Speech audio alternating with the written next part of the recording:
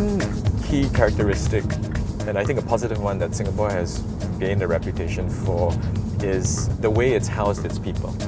It's been a perennial issue.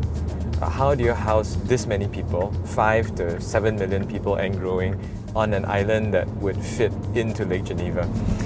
The government could have just said, let's not control it, let's have sprawl and then have more people living in houses.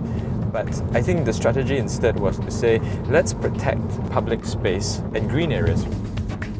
So what the government did was hold an international competition, and the result of it was a housing development called The Pinnacle at Duxton Hill, and it was won by a Singaporean firm, which we're all very proud of.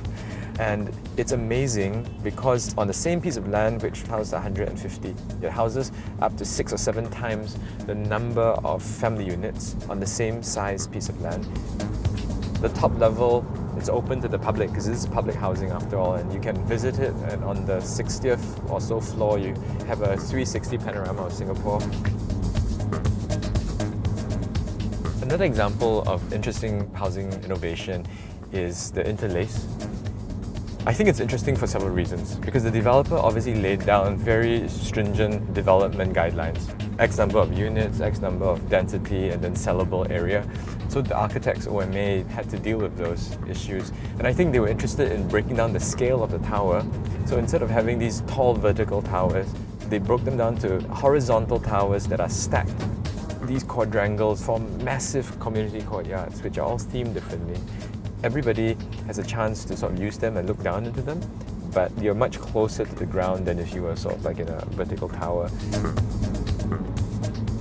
Another really interesting building is the repositioning of the mouth of the Singapore River with a sort of a sluice gate to control the tidal water either coming in or leaving.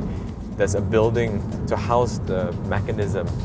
And the building, instead of just being a utilitarian building, I think there's a really fantastic agenda to also infuse it with a public and a park-like quality. So the building houses a rooftop park, and on the weekends, on the evenings, it's incredibly popular with families, and it's a beautiful sight.